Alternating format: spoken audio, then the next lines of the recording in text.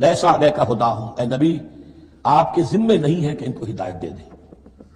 آپ کی یہ دیکھیے علیکا ذمہ داری ہو جاتی ہے، فرض.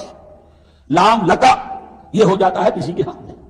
القرآن حجت لکا او علیکا، یا یہ قرآن تمہارے حق میں حجت ہے، یہ شفاعت کرے گا تمہاری قیامت کے دن اگر تم نے اسے مانا جیسے کہ ماننے کا حق ہے، پڑھا جیسے کہ پڑھنے کا حق ہے، عمل کیا جیسے کہ عمل کرنے کا حق ہے، پھر اس کی دعوت و تبلیغ کی جیسے کہ اس کا حق ہے، تو یہ تمہارے حق میں حجت ہوگا.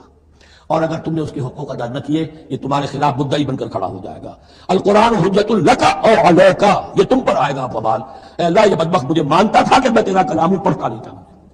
پڑھتا تھا تو جیسے کسی طوطا مینا کو، جو مولانا ماہر قاضی کی نظم ہے، کچھ بول سکھائے جاتے ہیں، رٹائے جاتے ہیں، اس طرح پڑھایا جاتا ہوں اور اس طرح سکھایا جاتا ہوں، وہ اس طریقے سے پڑھ رہے ہیں، کچھ پتہ نہیں. 1-2 روپے کا اخبار لائیں گے تو سمجھ کر پڑھیں گے، اللہ کی کتاب کو سمجھ کے پڑھنے کی ضرورت نہیں. پڑھا تو عمل نہیں کیا بدبخت نے. ما آمن بالقرآن من استحل محارمہ. تو لام اور علا کا یہ استعمال ذہن میں رکھیے. لیسا علیک ھداھم، آپ پہ ذمہ داری نہیں ہے ان کی ہدایت کی، آپ پر ذمہ داری تبلیغ.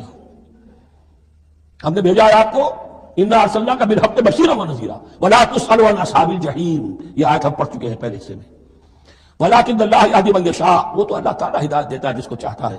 وما تنفقوا من خیر فلانفسکم، اور جو بھی خیر، جو بھی بھلائی، جو بھی مال تم خرچ کرو گے وہ تمہارے اپنے لیے بہتر ہے، تمہیں اجر و ثواب ملے گا، تمہیں کو مل جائے گا 700 گنا 1400 گنا.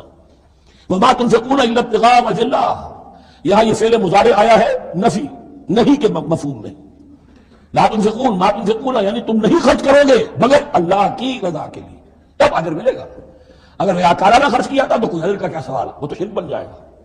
وما تنفقون الا ابتغاء وجه اللہ وما تنفقوا من خیر یوفى الیکم وانتم لا تظلمون. اور جو بھی خیر تم خرچ کرو گے، خیر میں سے جو بھی دولت خرچ کرو گے، یوفى الیکم پورا تمہیں لوٹا دیا جائے گا، وانتم لا تظلمون، اور تم پر کوئی ظلم نہیں ہوگا، تمہاری کوئی حق تلفی نہیں ہوگی.